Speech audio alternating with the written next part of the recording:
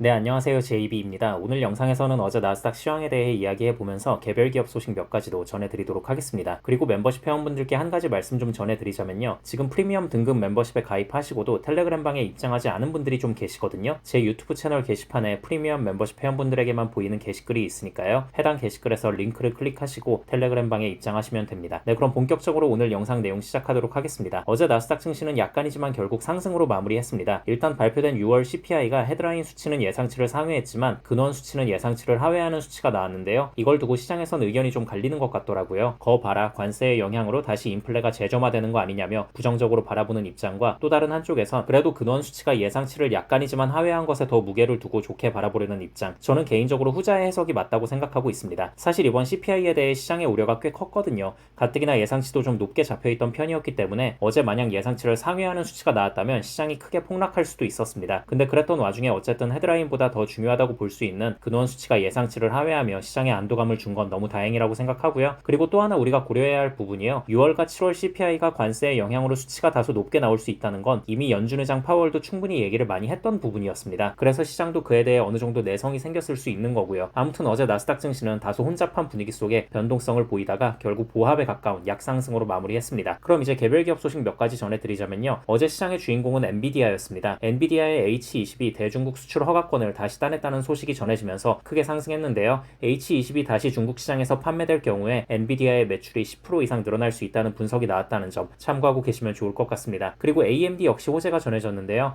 AMD의 AI 칩인 MI308 역시 다시 중국 시장에서 판매할 수 있게 되면서 실적이 더 좋아질 거란 기대감에 무려 6%가 넘게 폭등했습니다. 그리고 이렇게 엔비디아와 AMD의 대놓고 호재가 전해지자 이들을 고객사로 두고 칩을 맡아서 생산하고 있는 TSMC 역시 좋은 모습을 보일 수밖에 없었습니다.